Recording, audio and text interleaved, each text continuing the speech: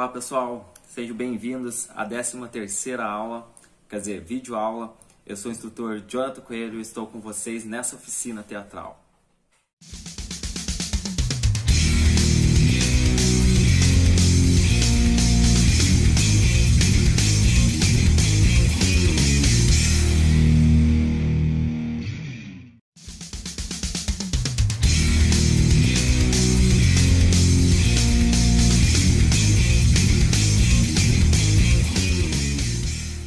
Pessoal, seguinte, né?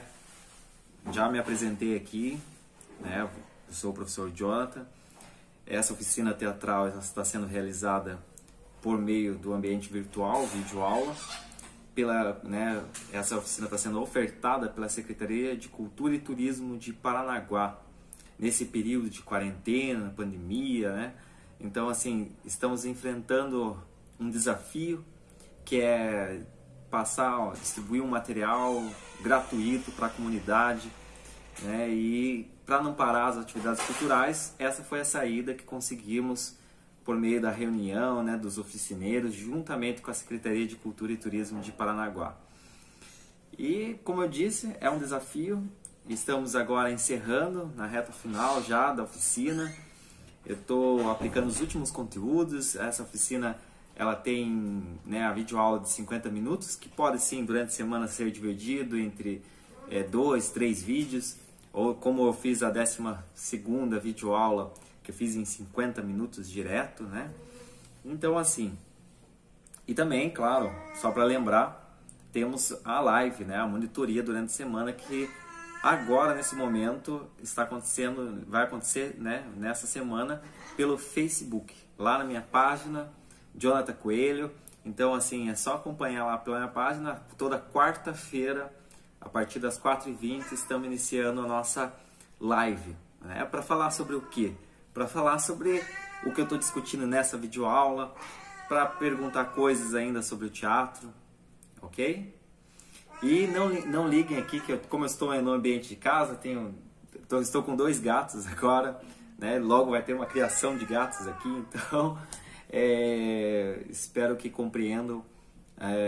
Se um gato, né, meu bichinho de estimação, pular aqui, atrapalhar né, essa videoaula, fazer o que, né? Eu estou tentando deixar de forma natural, uma forma orgânica, né?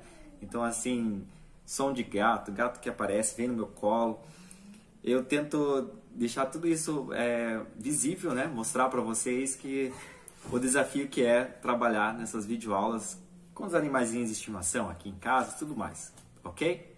Bom, então, só para resumir essa videoaula, no caso, eu vou falar um pouquinho sobre o teatro brasileiro com vocês. Espero, assim, realizar um bom resumo, né? Porque tem muita coisa para falar e discutir. E também quero tentar organizar alguma coisa, né, para fechar, alguma coisa prática com vocês para fechar essa oficina, é claro. Então assim, trouxe também meu caderninho, né, a minha colinha aqui. Como é muita coisa para falar sobre o teatro brasileiro, então eu tive que fazer umas colinhas aqui até para não errar o nome de ninguém, para não falar nenhuma besteira, né? Porque eu tenho uma boa memória, mas não posso confiar totalmente na memória. Então eu trouxe a minha colinha aqui e espero assim que vocês possam aproveitar esse material, né, da melhor forma possível. Até é bom assim utilizar esse resumo para pesquisar mais. Existe muita coisa por trás do que eu vou dizer para vocês, tá? Então pega a aguinha lá, né, a garrafinha d'água, e bora acompanhar essa videoaula.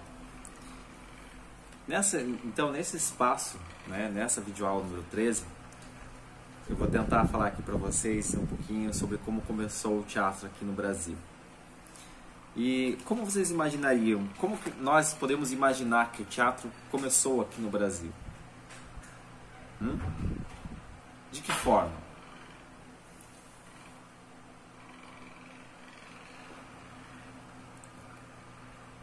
Vamos pensar no início da história do Brasil, né?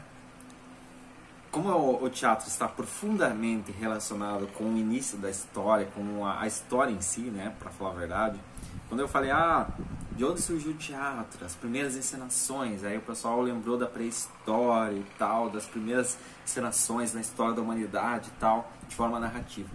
E claro, em outros lugares, na Grécia, lá também, surgiu a partir de rituais religiosos, né? Toda uma cerimônia e tal. As primeiras formas, né? As primeiras ações em que incluíam alguma teatralidade, né? Teatralidade. Então, assim, quando acontecem pequenas ações de teatralidade, né? Gestual, um ritual, alguma coisa assim, começamos a perceber o potencial de uma comunidade em fazer teatro. E no Brasil, quando chegamos aqui, quando os primeiros colonizadores chegaram, né, aqui, começaram a se instalar, eles perceberam essas noções de teatralidade nos indígenas, né? Exatamente, os indígenas eles já realizavam várias ações de teatralidade a partir dos seus rituais, né, das suas danças, dos seus eventos. Eles tinham até teatro de bonecos, né, encenações com teatro de bonecos, tudo pela questão religiosa deles, né, pelas crenças deles.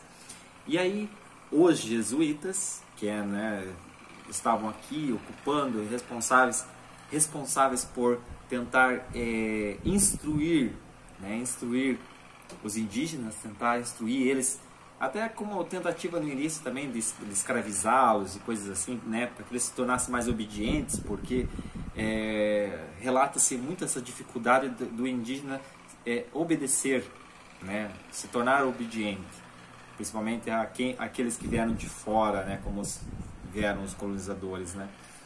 Então, assim, e fora, aí também na questão da escravidão podemos discutir muita coisa, né? Os indígenas eles eram mais fracos também para fazer vários serviços que os negros africanos que vieram, né, da África para cá, todos trazidos à força, com certeza, né, sem dúvidas, não podemos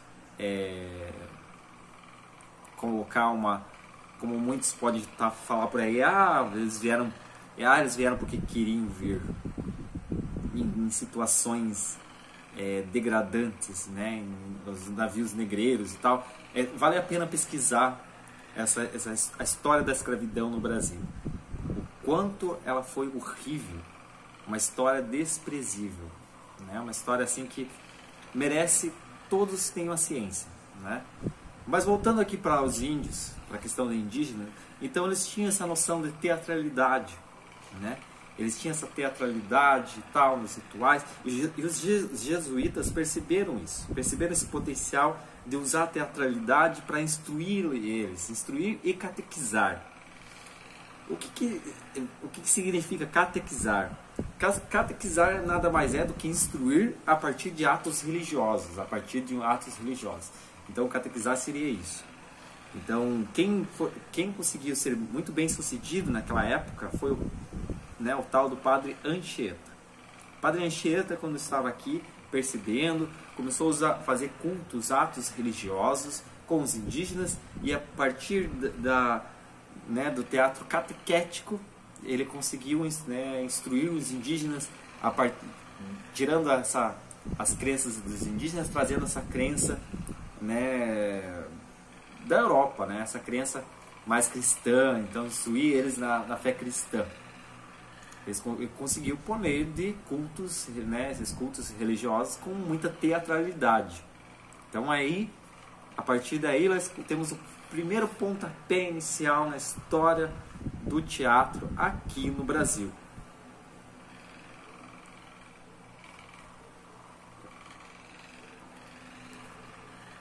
Bom, na sequência, né, eu volto e meio, vou dar uma olhadinha aqui na colinha para ver se eu não estou deixando de falar nada.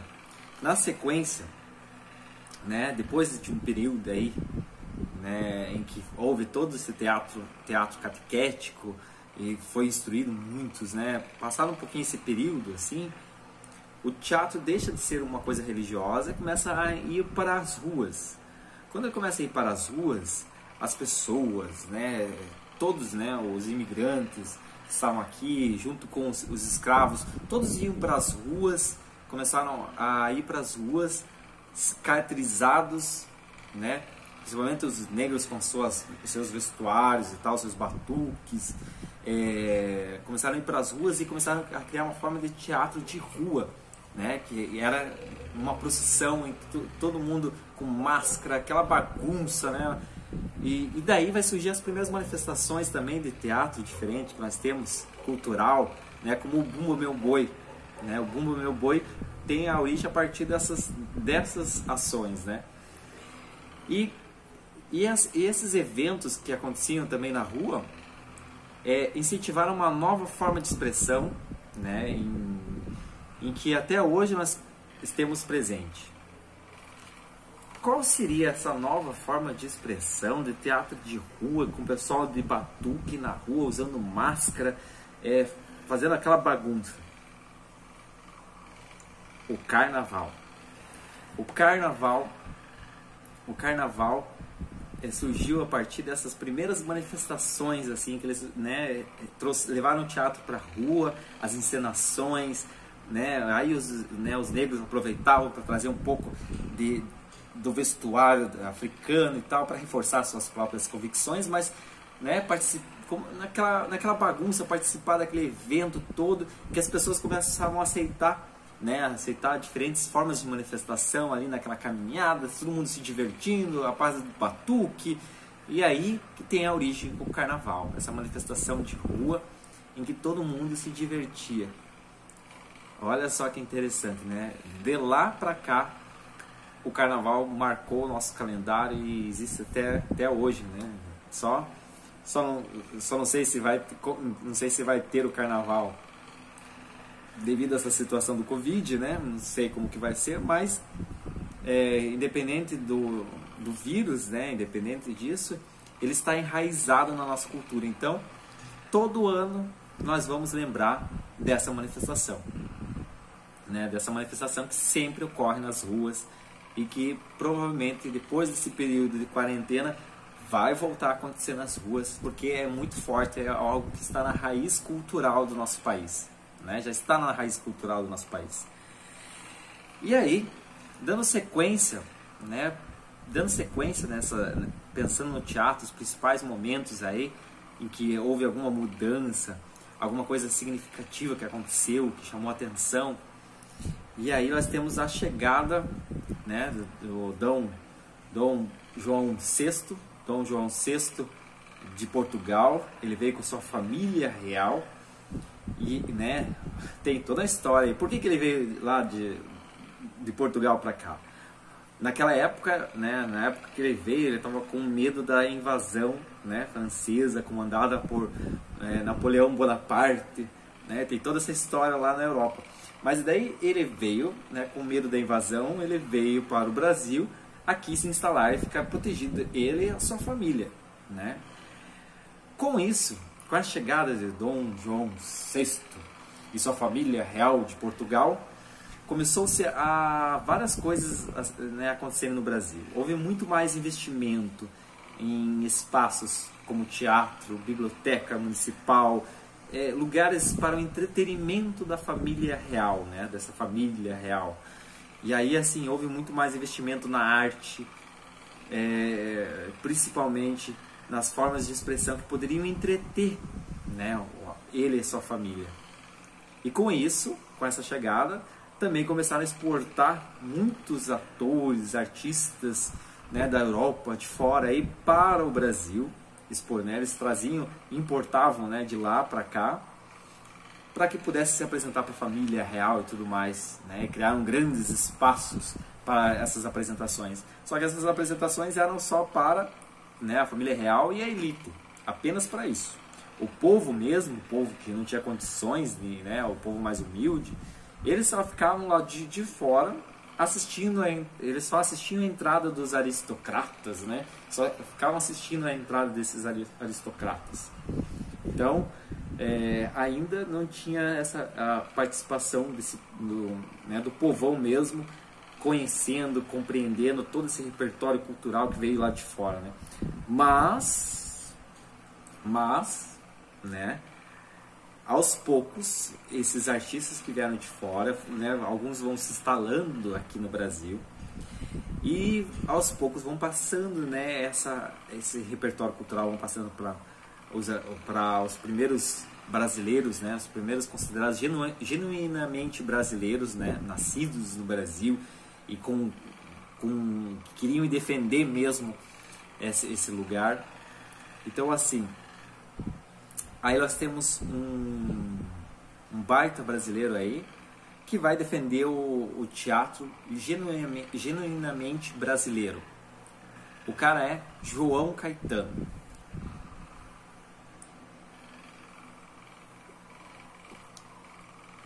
João Caetano, né, na metade do século XIX, na metade do século XIX, ele fundou a primeira companhia de teatro profissional, basicamente brasileira.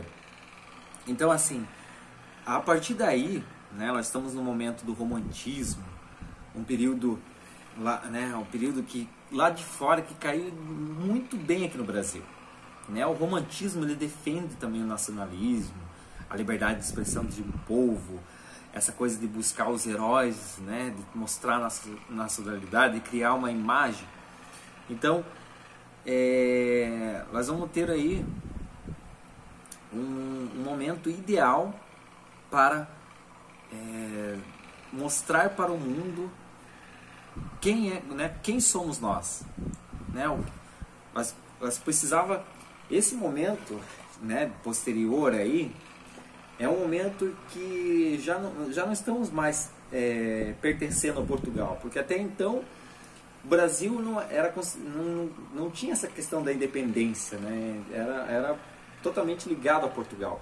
Só que com o passar do tempo, depois que, né, o Brasil conseguiu sua independência, os artistas, né, principalmente também na categoria dos pessoal que fazia teatro, junto com, né, toda a trupe de artistas diversos, buscaram essa independência literária, mostrar um novo país para o mundo, né? Mostrar que nós temos nossos heróis, nossos costumes, nossa forma de se expressar. Então, aí nós vamos ter, por exemplo, né, o Martins Pena. O Martins Pena, ele é autor da Comédia de Costumes. A Comédia de Costumes, né, se eu fosse dar um exemplo de algo que se transformou com o tempo, né, hoje nós temos na TV brasileira, por exemplo, é A Grande Família. A Grande Família é um grande exemplo do que era a Comédia de Costumes quando surgiu. Muito interessante, né? Ela tem todo...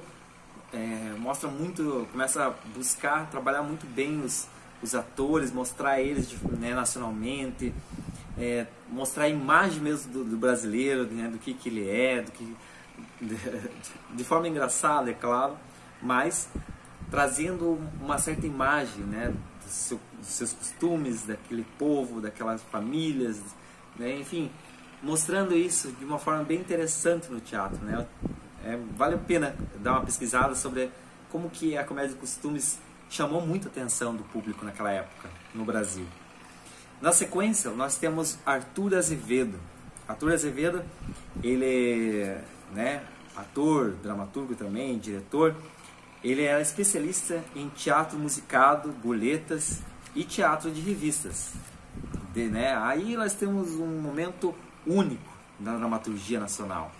Né? Uma explosão de muita coisa aparecendo, surgindo, né? Uma dramaturgia nacional autêntica. Né? Aí é teatro puramente brasileiro.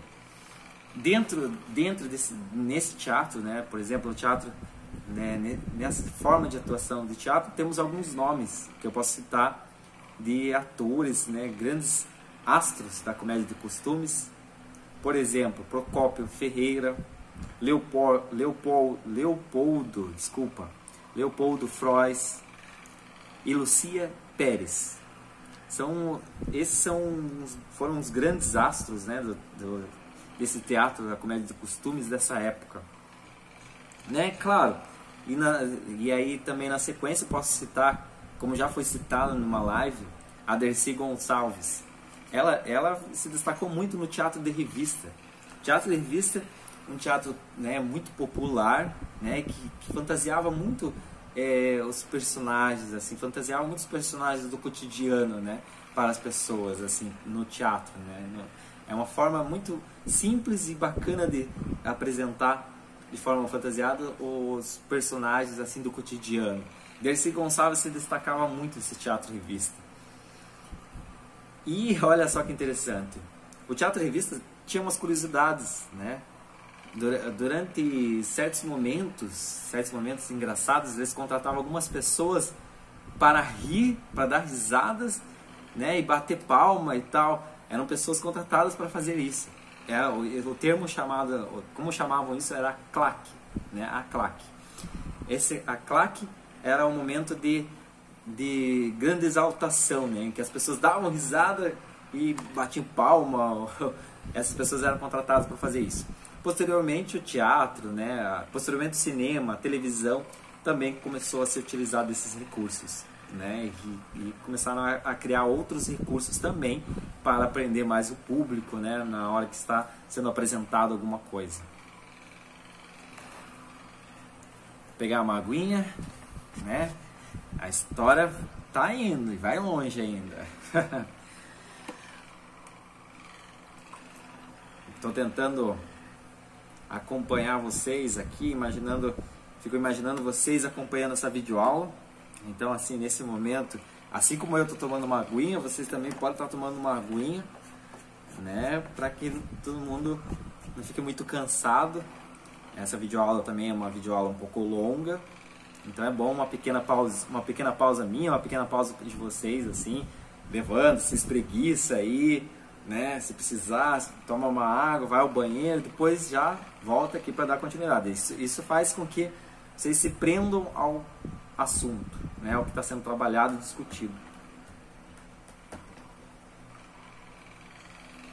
Existe um estudo e vale a pena vocês buscarem. Existe um estudo. Uma gatinha. Essa é uma gatinha nova que apareceu aqui em casa. Apresentar para vocês é a Lili. A Lili agora está aqui em casa, tá? Adotamos a Lili. Mais um trabalho agora para mim. Meu Deus do céu, mas faz parte, né? Ela chegou, ela estava abandonada, com toda carinhosa, pingosa.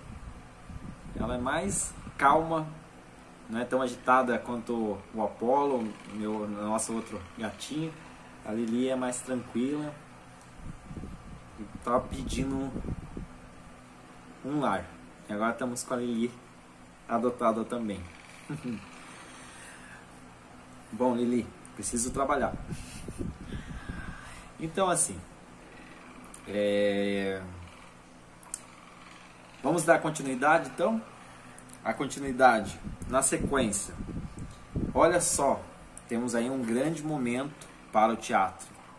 Agora já vou falar um pouquinho sobre algo que foi marcado, que marca, né, o momento do teatro moderno no Brasil. Então, a partir no dia 28 de dezembro de 1943, foi para o Teatro Municipal do Rio de Janeiro um grande espetáculo. O nome do espetáculo era Vestido de Noiva. Vestido de Noiva é de Nelson Rodrigues. Esse espetáculo, né, apresentado pela companhia Os Comediantes, ele marcou muito esse momento, né? É uma transformação do teatro, né? Uma forma original de ver o teatro, de deixar certas verdades nua e crua, né? Então é um teatro que incomoda também, mas é um teatro que chama atenção. Foi um teatro necessário estar presente, né? Vale a pena. Peças como Vestido de Noiva e outras peças, tem peças que não são recomendadas para menores de 18, dependendo principalmente da apresentação do grupo, né? Dependendo de quem está apresentando, existem peças que não são recomendadas para menores de 18 anos. Até porque Nelson Rodrigues, ele trabalha temas um pouco, posso dizer assim, temas um pouquinho complicados. Não sei se usei a palavra certa, mas eu vou dizer assim, temas que são normalmente discutidas por adultos, né? Temas que são muitas vezes discutidos somente por adultos, que envolve a questão do sexo, que envolve a questão às vezes do estupro, que envolve questões da violência. Então, assim, às vezes são temas fortes, quase sempre, né?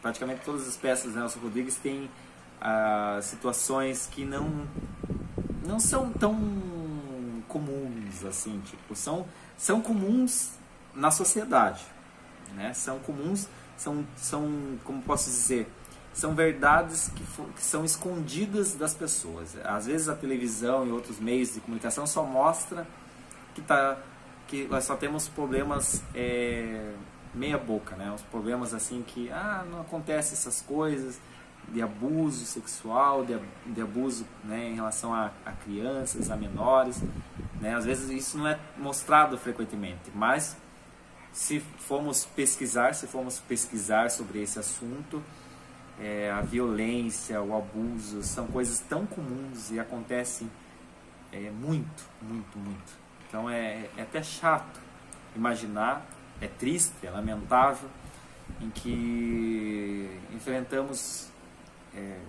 às vezes sem saber, todo dia tem alguém passando por uma situação ruim. Todo dia tem alguém que está sofrendo com isso. E Nelson Rodrigues, ele só simplesmente trouxe a verdade e mostrou. Ele é considerado o anjo negro do teatro, né? Nelson Rodrigues é considerado o anjo negro porque ele ele mostra sem pudor no teatro o quão, posso dizer assim, grotesco às vezes é o ser humano, né? O quão às vezes o ser humano ele se coloca uma imagem, mas no fundo ele é totalmente oposto. Ele é muito, né? O ser humano às vezes pode ser muito mal com os outros seres humanos. Então Nelson Rodrigues, ele faz um trabalho incrível. E esse espetáculo Vestido de Noiva foi sensacional. Tanto é que a plateia ficou 20 minutos só aplaudindo no final. Foi um marco espetacular desse dia aí, 28 de dezembro de 1943. Aí nós temos o primeiro momento aí também do teatro moderno aparecendo, né? Uma nova forma de expressão, de atuação, de pensar o teatro. E aí as portas estavam abertas para muitas novidades, para muitas outras coisas interessantes que poderiam aparecer.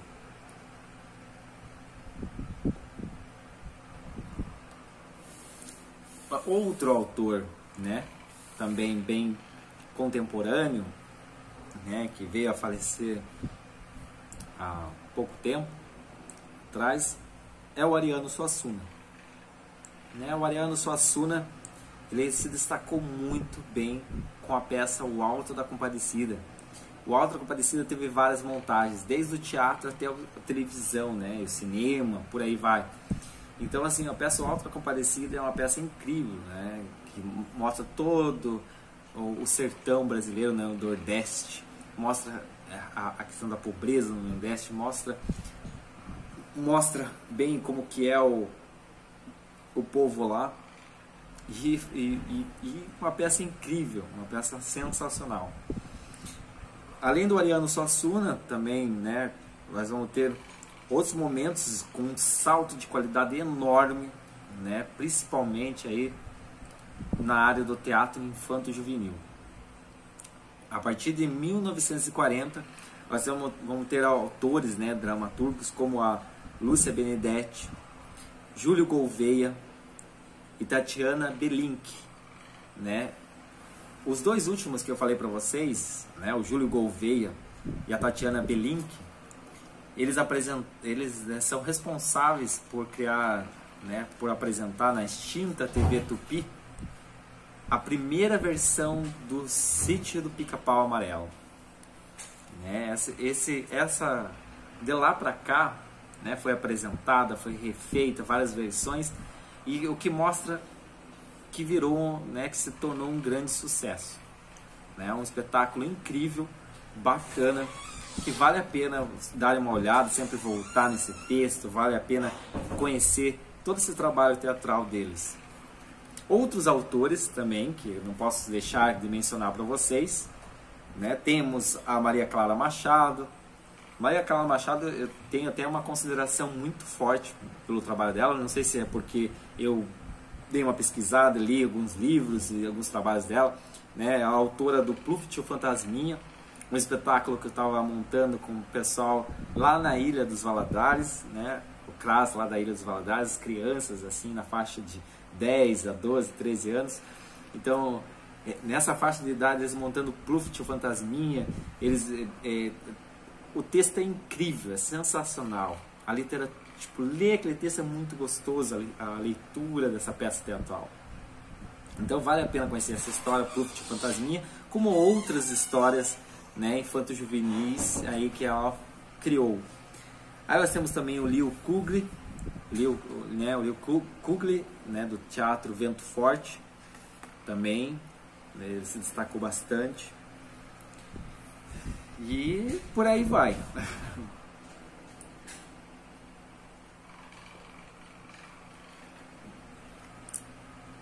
Vamos lá. Temos um outro momento também, aí na sequência do TBC, Teatro Brasileiro de Comédia. O Teatro Brasileiro de Comédia, ele trouxe grandes atores, né, como a Tônia Carreiro, Cacilda Becker, Sérgio Cardoso, Cleide Diáconis, Paulo Altran, Fernanda Montenegro, Sérgio Brito, né?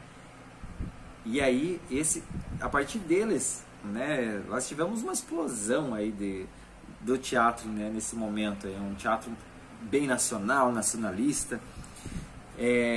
Também nós vamos ter, né, o Teatro Oficina, a criação do Teatro Oficina, né, com a participação de José Celso Martinez Correia, Renato Borg, Fauzi Arapi, Eti Freser e Almira Haddad. Então, assim, eles, né, principalmente eles aqui com o Teatro Oficina, tiveram um excelente trabalho, né? Eles conseguiram adaptar um texto aí, muito show, trouxeram para o teatro O Rei da Vela, de Oswaldo de Andrade. Então, assim, vale a pena buscar todo esse material, conhecer, buscar ver como que foi, né? Tem todo um trabalho técnico, toda uma virtuosidade por trás de cada um desses trabalhos. Eles não são referências à toa, né? Até hoje nós podemos conhecer ali, ouvir alguns nomes que são mais próximos, perceber o quão eles contribuíram para o teatro nacional brasileiro, né? Para esse teatro brasileiro que nós temos hoje. Então eles são referências únicas, né? Muito bom sempre voltar e compreender esse momento, conhecer esses trabalhos. E claro, né, nós temos aí com Augusto Boal o Teatro de Arena. E uma das peças que marcaram muito, né, do Teatro de Arena, de Augusto Boal, em 1958, é a peça Eles Não Usam Black Tie. Essa peça, né, com o texto escrito inicialmente por um ator jovem aí, na época, o Gianfresco Guarnieri. Então, também uma peça incrível. Eu li esse texto, né, Eles Não Usam Black Tie. É muito bacana, tem todo um trabalho. Esse texto foi para o teatro, foi adaptado também para uma série de televisão, filme, acho, se não me engano. Então, assim, mostra, tem toda uma crítica, tem toda uma reflexão, mostra também a questão das lutas, a luta de classe, né, a luta de operário em relação a buscar, né, uma condição melhor. Então, assim, são peças que vale a pena conhecer, né? Essa peça também, eu gostaria muito que vocês dessem uma olhada, conhecessem esse texto, conhecessem esse material, para que durante a nossa live de quarta-feira, às 4h20, pudesse também discutir sobre esse material, né? Discutir sobre esse material e muitas outras coisas aqui eu, né, acabei citando durante essa videoaula. Bom, tenho mais um momento aí que eu quero falar para vocês, né? E claro, vai faltar ainda algumas coisas para falar para vocês. Imagino que eu não consiga falar sobre tudo numa videoaula, por mais que pareça 50 minutos muito, mas é muito pouco para poder falar sobre tudo que tem que ser dito em relação ao Teatro Nacional.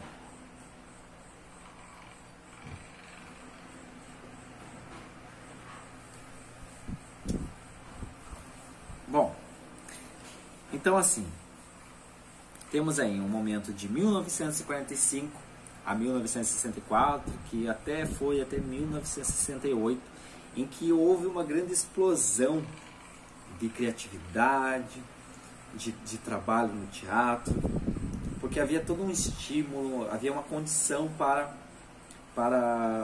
se trabalhar o teatro, né, se buscar o teatro. Mas aí houve um momento aí de queda, né? Depois disso, não houve os grupos, muitos grupos foram extintos, muitos grupos se acabaram. Por quê? Nós temos um momento aí considerado, né, de golpe militar. Alguns vão falar regime militar, ok, mas esse momento, por causa da condição econômica, não dava possibilidade, não se dava incentivo, não dava-se estímulo para que muitos grupos continuassem fazendo o seu trabalho, né, com toda a qualidade que se precisava. Porque fazer teatro não basta só vontade, tem que ter toda uma equipe, tem que ter todo um material, tem que fazer, né, tem toda uma organização, né? O ator, ele não vive só de aplauso, o ator não vive só de parabéns, né? Não, o ator vive, é um trabalho também, né? Ele precisa disso, ele precisa receber, ele precisa também de espaço, ele precisa que se dê espaço, estrutura, que se dê espaço para o pensamento. E com esse momento do golpe militar, nós temos aí uma forte censura em relação a vários espetáculos, né? Houve uma seleção do que poderia ou não ser apresentado, houve várias perseguições em relação a determinados grupos de artistas, então houve muita perseguição, houve um desestímulo, né? Então, assim, a partir de 1968 aí, nós temos aí meio que se esvaziou-se de trabalhos artísticos, né? Houve um desestímulo a investir nessa área. Nós só vamos ter uma grande retomada a partir de 1990, né? Aí, com uma abertura da política, começa a haver novamente um estímulo para se trabalhar, um estímulo para criar novas coisas, para se pensar diferente, né? E aí, com esse estímulo, com novos, né, com abertura, com, né, um investimento, nós temos uma grande retomada. E aí é uma retomada na área do teatro, uma retomada na área do cinema, uma retomada em todas as áreas das artes. Essa grande retomada vai explodir, vai começar a partir de 1990, vai começar a explodir vários grupos, vários projetos, né, em várias cidades, em vários estados, né, desde o Rio de Janeiro, São Paulo e Paraná, por aí vai. Aí vão se espalhando vários projetos e criando vários grupos, vários trabalhos, né, únicos que são criados aí no nosso território nacional. E aí temos um momento muito bom para pensar, fazer, né, teatro. E chegamos no nosso momento, né, de 1990 para cá, nós estamos em 2000, né, nós temos aí um ano aí, a partir de 2000 temos várias tecnologias que começaram a se inserir. Essas várias tecnologias vão começar a propor também vários trabalhos, várias propostas diferentes aí no teatro, né? Com toda uma abertura de pensamento e tal. Isso vai contribuir para a magnitude do teatro que está nos dias de hoje, nos nossos dias atuais. Pessoal, Vou trazer para vocês alguns textos, né, para falar a verdade, algumas frases de Augusto Boal, até como um bônus aqui nessa videoaula, para a gente conversar um pouquinho, e também vou passar uma atividade de casa para vocês, ok?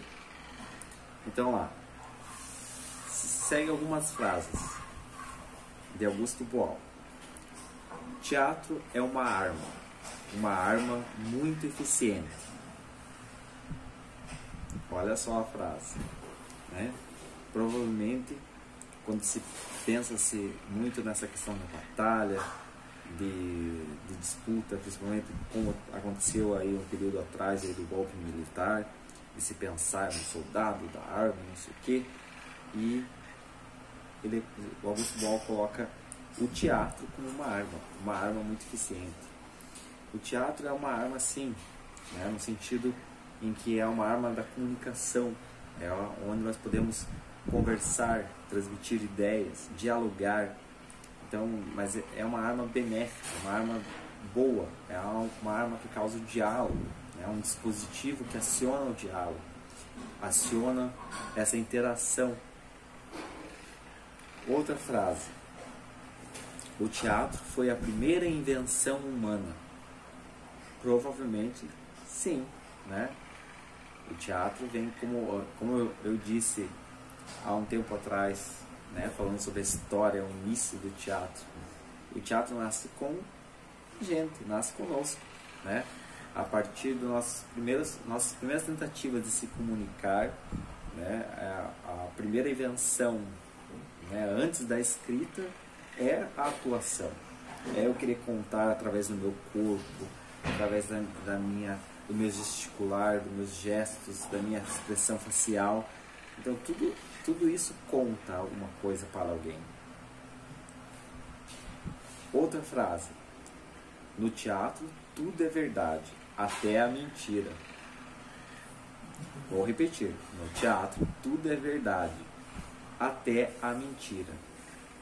Então, assim, a partir do momento que o trabalho é bem conduzido, né, bem elaborado, tem todo um ensaio, né, o ator, a atriz se prepara e faz com tamanha convicção, essa convicção que eu sempre falo, né, a presença de palco, realmente você estar entregue, você realmente se doar para aquilo, se sacrificar, aquilo que eu estava dizendo, né, sobre o profissionalismo do ator, né, o que torna um ator profissional, uma atriz profissional, esse sacrificar-se para o teatro.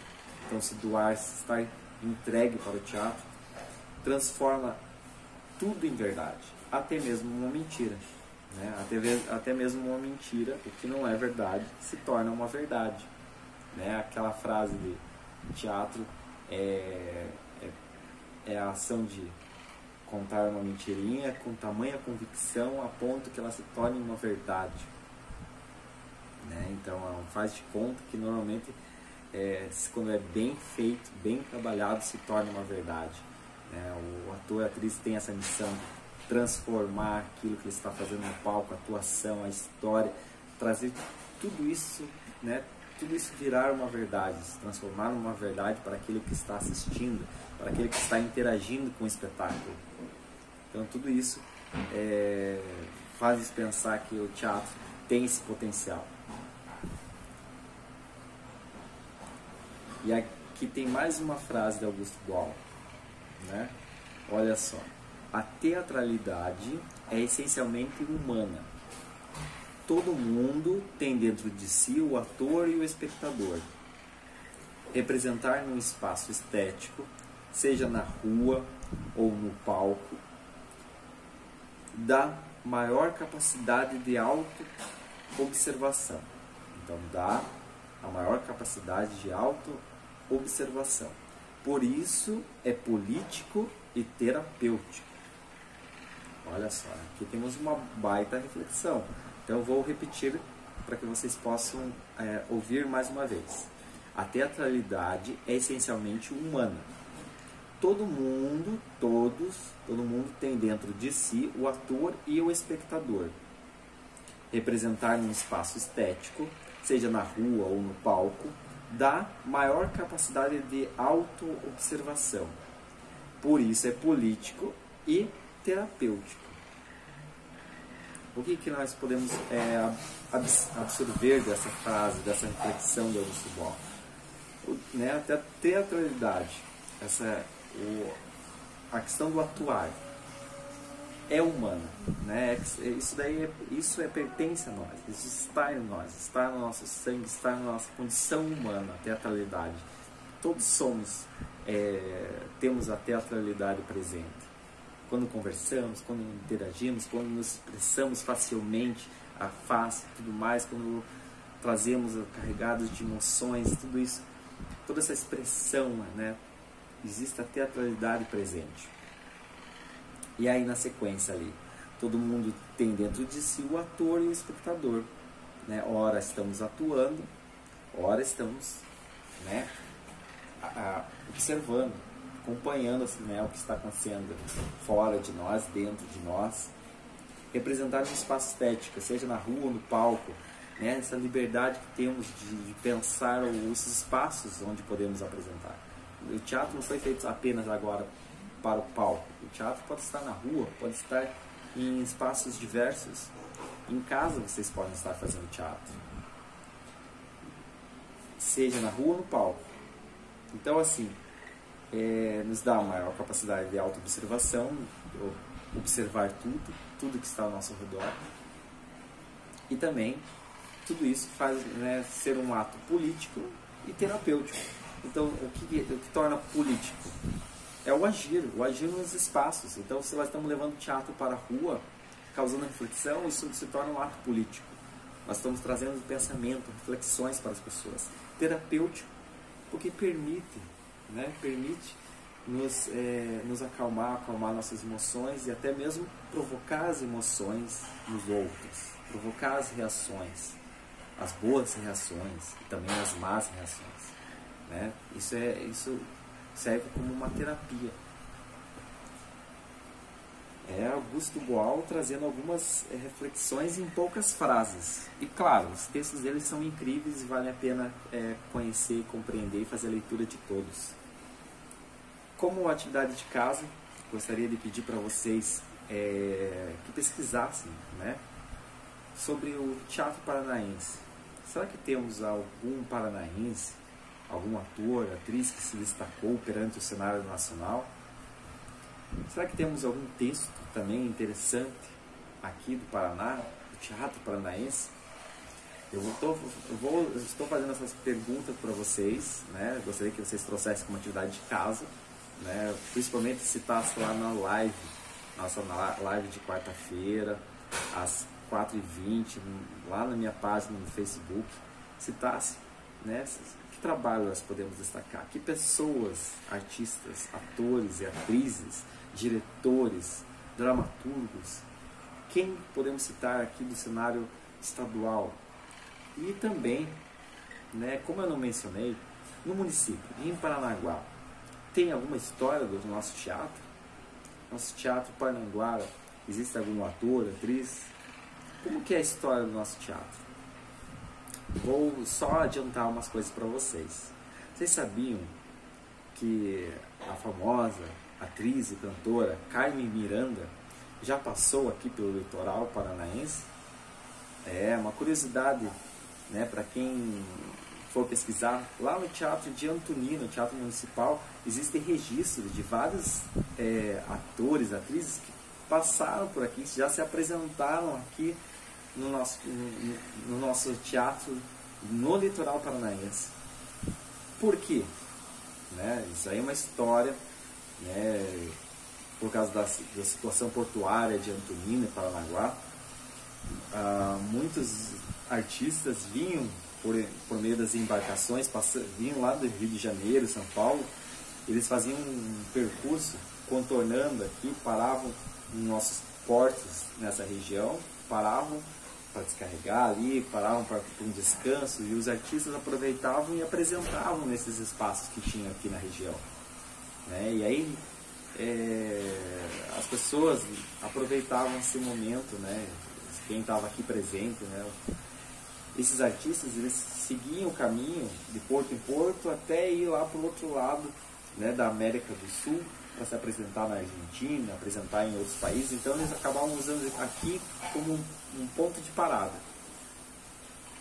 Já adiantei um pouquinho de material para vocês e gostaria que vocês pesquisassem mais e confirmassem se realmente isso que eu estou dizendo é verdade ou não é.